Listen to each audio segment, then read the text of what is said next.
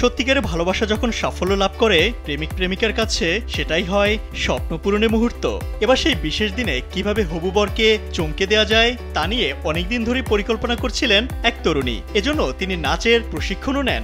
এরপর বিয়েতে যখন সবাই উপস্থিত হন তখন রাজস্থানী গান চৌধুরীর তালে তালে নাচতে শুরু করেন কনে। হবু স্ত্রীর নাচ দেখে কেঁদে ফেলেন বর। ইতোমধ্যে এই ঘটনার একটি ভিডিও সামাজিক যোগাযোগ মাধ্যমে ভাইরাল হয়েছে। ভিডিওতে দেখা যায় গোলাপি রঙের বিয়ের ঐতিহ্যবাহী পোশাকে গানের তালে তালে নাচতে নাচতে বরের সামনে হাজির হন কনে।